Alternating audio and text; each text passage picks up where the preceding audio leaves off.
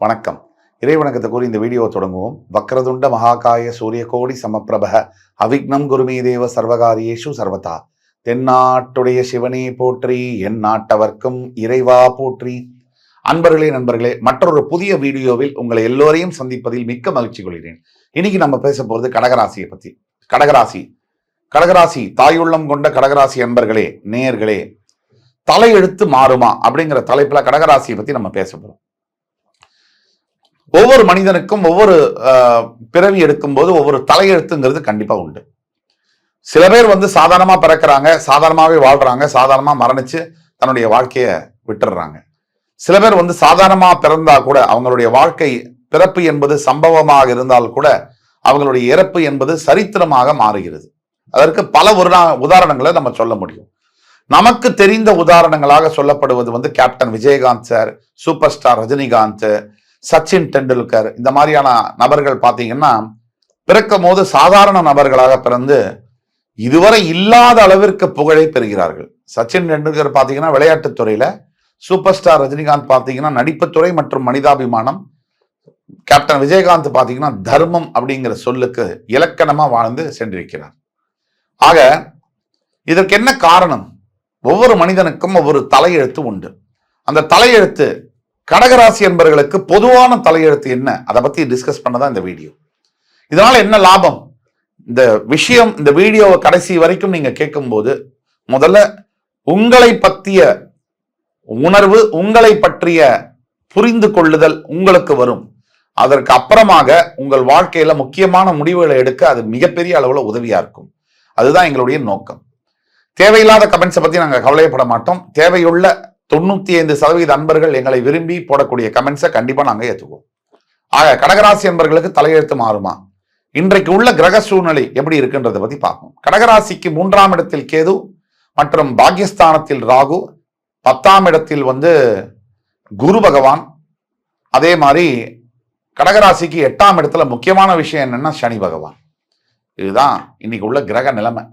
இன்றைய இந்த கிரக நிலைமையை வச்சு முக்கியமான கிரகங்கள் சனி, ராகு, கேது, குரு, இதை எடுத்துக்கிட்டோம்னு சொன்னா தற்போதைய கிரக நிலைமை ஒண்ணு இருக்கு.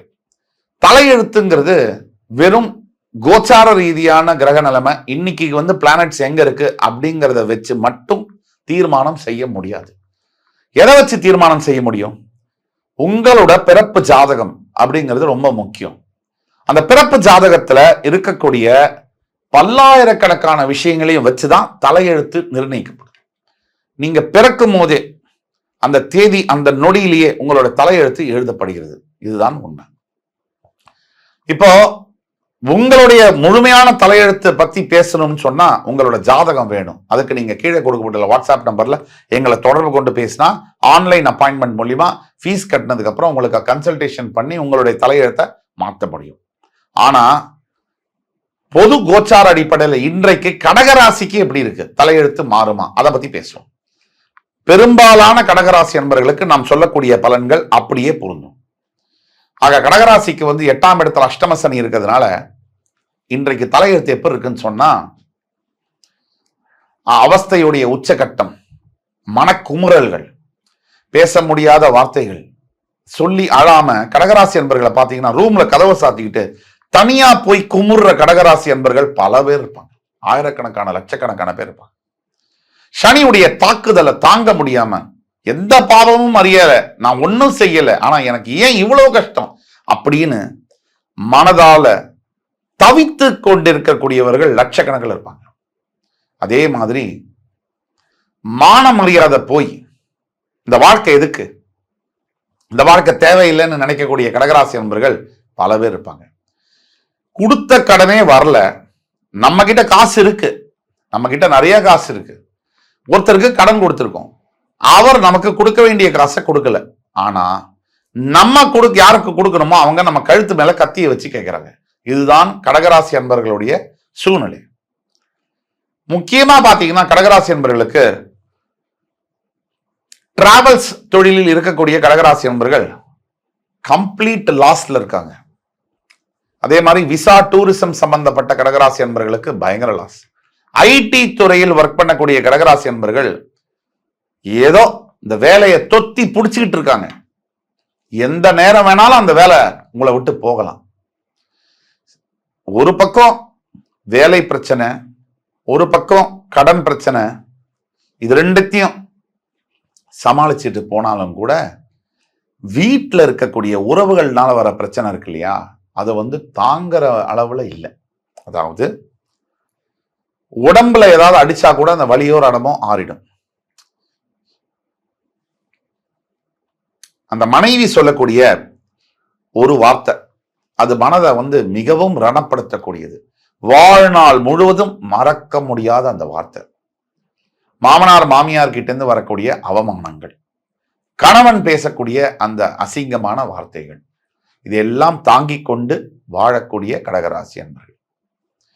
பல கடகராசி என்பர்களுக்கு இன்றைக்கு தேதியில மனசுல ஓடக்கூடியது, என் வாழ்க்கை முடிஞ்சு போச்சு, எனக்கு இனிமே வாழ்க்கை என்பது இல்லை, எதிர்காலமும் இல்லை, என்னை விட்டுடுங்க, நான் தனியா எங்கேயாவது போறேன். கடகராசி என்பவர்களுக்கு முக்கியமான பிரச்சனை இன்னைக்கு லைஃப்ல என்னன்னு கேட்டீங்கன்னா, அலைச்சல். சும்மா இடத்தை விட்டு இடம் 10 பைசா பிரயோஜனம் இல்லாம அலைய வச்சு பணத்தை செலவு பண்ண வச்சு உடல் ரீதியா பயங்கர எஃபர்ட் போட்டு எக்ஸாஸ்ட் பண்ண வச்சு அவங்களோட அப்படியே சாத்துக்குடி பல மாதிரி புழிஞ்சு ஜூஸ் எடுத்துடுது இந்த அஷ்டம சனி. சரி, குடும்பம், வேலை, பொருளாதார நிலைமை இந்த அளவில் இருக்கு. இதற்கு அடுத்தபடியாக உடல்நிலை, ஆரோக்கியம், இதை பத்தி பேசணும்னு சொன்னா, நல்ல ஆரோக்கியமா இருந்த கடகராசி என்பவர்களுக்கு திடீர்னு வியாதி, திடீர்னு அந்த மெடிக்கல் உள்ள போனீங்கன்னா அது ஒரு ஒன் வே டிராபிக். ஒரு நாள் ஆஸ்பத்திரியில இருந்தா இன்னைக்கு தேதிக்கு சராசரியா 50,000 முதல் 1,00,000 வரை வாங்குறாங்க கோவிடுக்கு அப்புறமா. அது கோவிடே இல்லை, இப்போ ஜலதோஷம்னு போனா கூட அவ்வளவு வாங்குறாங்க. எல்லா ஆஸ்பத்திரியும் அல்ல, தப்பு செய்பவர்களை மட்டும்தான் நம்ம பேசுறோம். அப்ப இவ்வளவு பணம் வாங்குறாங்க. ஒரு ஜலதோஷம்னு போய் ஹாஸ்பிட்டல்ல அட்மிட் ஆனவருக்கு அவரு அந்த பில்லை பார்த்த உடனே நெஞ்சு வலியும் கூட வந்துடுது. சாதாரண ஜலதோஷத்துக்கு போனவருக்கு ஹார்ட் அட்டாக்கும் வந்துடுது. அதுக்கு திருப்பி அட்மிட் பண்ணு, இருந்த மொத்த காசையும் போடு.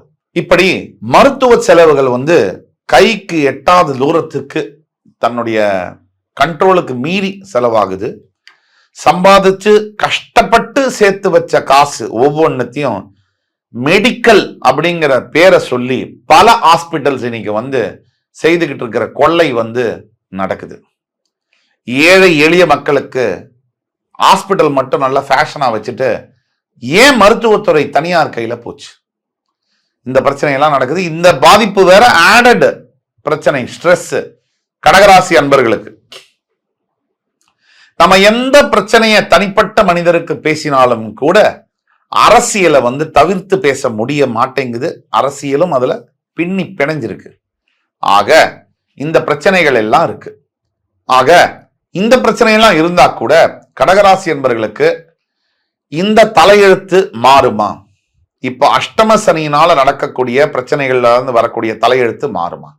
அதாவது கடகராசி என்பவர்கள் எதை நோக்கி வாழ்க்கை பயணம் செல்லுது? இப்ப நம்ம சொன்ன பிரச்சனைகள், சார் நான் இப்படி பேசுறேன் சார், உங்களுக்கு எல்லா பிரச்சனையும் சரியாயிடும், நீங்க ரொம்ப நல்லா ஆயிடுவீங்க, எல்லாமே கடவுள் பார்த்துப்பாரு அப்படின்னு நான் சொல்றேன்னு சொன்னா, என்னை விட இந்த உலகத்துல போய் சொல்றவன் இருக்க முடியாது. நான் நெகட்டிவாவும் பேசல, அதையும் நீங்க புரிஞ்சுக்கணும். 2 குரூப் இருக்கு நம்ம ஊர்ல. நல்லத சொன்னா இவர் வேஸ்ட்டுங்க, என் லைஃப்ல எல்லாமே தப்பா நடக்குது, இவர் வெறும் பாசிட்டிவா சொல்லிட்டு இருக்கிறாரு, இவர் உண்மையே பேச மாட்டாருன்னு சொல்லுவாங்க. சரி, உண்மையை சொன்னா இவர் வேஸ்ட்டுங்க, இவர் நெகட்டிவா பேசுறாரு. அப்ப என் மனசுல வரக்கூடிய கேள்வி, என் மனசுல எழக்கூடிய கேள்வி, ஒருத்தன் பாசிட்டிவாவும் பேசாம நெகட்டிவாவும் பேசாம நடுவுல எப்படி சார் பேச முடியும்? எது பாசிட்டிவோ அதை பேசணும், எது நெகட்டிவோ அதை பேசணும். அப்பதான் அதுக்கு சொல்யூஷனை பார்க்க முடியும். ஆக பாசிட்டிவும் கலந்ததுதான், நெகட்டிவும் கலந்ததுதான் இந்த வாழ்க்கை. எதை நோக்கி இந்த பயணம் செல்லும்னா, இப்ப நாம சொன்ன பிரச்சனை இன்னும் உடல் ரீதியான, பண ரீதியான, மன ரீதியான பிரச்சனைகள், மனக்குழப்பங்கள் அதிகமாகக்கூடிய காலங்கள். இன்னும் வரக்கூடிய எதிர்காலத்துல இதெல்லாம் அதிகமாக போகுது. இதுதான் நீங்க ஆன்டிசிபேட் பண்ணணும், இதுதான் எதிர்பார்க்கணும். சும்மா போய் சொல்லி புருடா விட்டு அது சரியாகும், இது நல்லா இருக்கும், இப்படி இருக்கும், அப்படி இருக்கும், இதெல்லாம் அவசியமே இல்லை. அஷ்டம சனினா என்ன நமக்கு என்ன 60 கோடி ரூபாய் பணமா வரும்? வராது. யாரோ ஒருத்தருக்கு, லட்சத்துல ஒருத்தருக்கு, கோடியில ஒருத்தருக்கு கோடீஸ்வரன் ஆகக்கூடிய யோகம், ராஜாவாகக்கூடிய யோகம் என்பது வரும். எல்லோருக்கும் அல்ல. முக்காவாசி பேருக்கு 7.5 சனினா, அஷ்டம சனினா பிரச்சனைகள் தான் வரும். அதுதான் சனி பகவான் செய்வார். அதை தான் அவர் செய்யணும். அவர் மாத்தியெல்லாம், அவர் வேலையை மாத்தியெல்லாம் அவர் செய்ய முடியாது. அப்ப நாம தீர்வு என்ன? இதுக்கு எதை எதிர்பார்க்கணும் அப்படிங்கிறது தெளிவா தெரியுது நமக்கு. இதுக்கு தீர்வு என்ன? இதுக்கு என்ன பண்றது? இந்த தீர்வு என்னன்னு சொன்னா, முதல் தீர்வானது, முதல்ல நீங்க எதிர்பார்ப்பை கம்மி பண்ணிக்கணும்.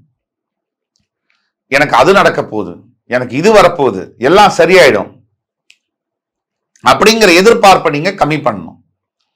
நீங்க எதை எதிர்பார்க்கணும், எதை எதிர்பார்க்க கூடாது அப்படிங்கிறத நீங்க தெளிவா புரிஞ்சுக்கணும். அப்போ நம்மளுடைய வாழ்க்கை இன்னைக்கு இந்த நிலைமையில இருக்கு. இன்னைக்கு நமக்கு இதெல்லாம் நடக்க போகுது. இதுல எதை எதிர்பார்க்கணும் கூடாதுங்கிறத நீங்க தெளிவுபடுத்திக்கிட்டீங்கன்னு சொன்னா பாதி பிரச்சனை சுமூகமாயிடும். நான் பேசுறதெல்லாம் சத்தியம். ஆக அடுத்தபடியாக என்ன தீர்வு? இதை பார்த்தீங்கன்னு சொன்னா, சிவபெருமானை வழிபட வேண்டும். சனி ஈஸ்வரன், உங்களுக்கு அஷ்டம சனி இருக்கிறதுனால சிவபெருமானை விடாத பிடிச்சுக்கணும். இப்ப சிவ ஆலயங்கள் சொல்றோம்.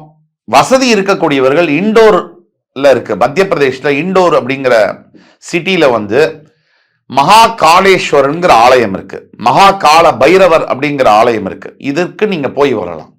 ரொம்ப பிரசித்தி பெற்ற ஆலயம், பயங்கர பவர்ஃபுல்லான ஆலயம். முடியாதவர்கள் தஞ்சை மாநிலத்தில் இருக்கக்கூடிய, அதாவது திருவிடை மருதூர்ல இருக்கக்கூடிய கோவிலுக்கு போயிட்டு வரலாம். அதுவும் பயங்கர பவர்ஃபுல்லான ஒரு கோவில். தஞ்சை மாவட்டத்தில் இருக்கக்கூடிய திருவிடை மருதூர் கோவில். சரி, அதுவும் முடியல அப்படின்னு சொன்னா, அருகாமையில் இருக்கக்கூடிய கபாலீஸ்வரர் கோவிலுக்கோ, திருவட்டீஸ்வரன் பேட்டை, திருவள்ளிக்கேணியில் இருக்கக்கூடிய திருவட்டீஸ்வரன் பேட்டை திருக்கோவிலுக்கோ போய் வரலாம். இந்த மாதிரி கோவில்களுக்கெல்லாம் நீங்க போகும்போது சிவருக்கு வில்வ மாலை சாத்தும் போதும், சிவபெருமானுக்கு அபிஷேகம் செய்யும் போதும், நிறைய பிரார்த்தனைகள், அதாவது தொண்டுகளை செய்யும் போதும், அதாவது சிவகோயில்ல வாலண்டரி சர்வீசஸ், தான தர்மங்கள், அன்னதானம், வஸ்திர தானம் போன்றவற்றை செய்யும் போதும் மிக மிக பெரிய அளவுல உங்களுக்கு சக்சஸ் கிடைக்கும்.